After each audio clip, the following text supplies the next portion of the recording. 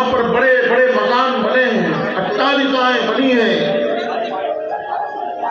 पहली बार ऐसे मकान को सुशीला ने देखा। इतना बड़ा द्वार खुला था, बिना किसी से पूछे चली गई।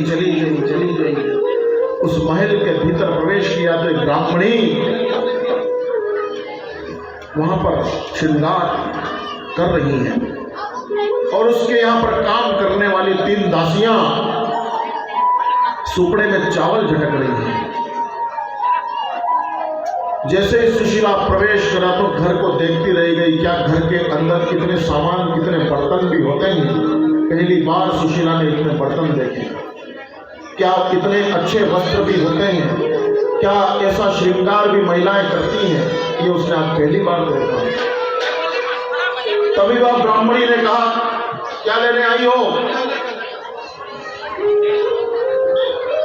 सुशीला एकदम से हड़बड़ा गई,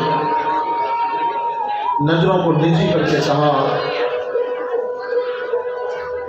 मेरे स्वामी है ना, भोली है देखो। और भोला व्यक्ति कभी झूठ भी नहीं बोल सकता। ये झूठ बोलने की बीमारियां केवल शहरों में ही है, गांव का व्यक्ति के मुंह से झूठ भी नहीं निकलता। सच कह दिया कि मेरे स्वामी है ना, उनके मित्र हैं द्वारिकाधीश और आज वो उनसे मिलने जा रहे हैं। हमारे घर में कुछ नहीं है, इसलिए कुछ मांगने के लिए आई हूं। पहले तो ब्राह्मणी जोर से हंसी और कहा कि तुम जैसे फकीरों के मित्र द्वारिकाधीश, शर्म नहीं आई तुझे बोलते हुए? सुशीला घबरा गई। सच तो निकल गया, लेकिन गरीबों के मुंह से हुए निकला सच भी अमीरों के लिए झूठ बन जाता है। बहुत देर तक खड़ी होने के बाद में उस अमीर ब्राह्मणी ने एक मुट्ठी चावल उसकी झोली में फेंके। दिए नहीं है, फेंके हैं। कुछ देर और खड़ी रही कि हो सकता है और कुछ मिलेगा, लेकिन जब बहुत देर हो गई तो ब्राह्मणी ने कहा, अब निकल यहां से, तुझे दे दिया ना। सुशीला गर्दन नीची करके चली गई। कभी उन चावल को देखती है, कभी उस महल को देखती है।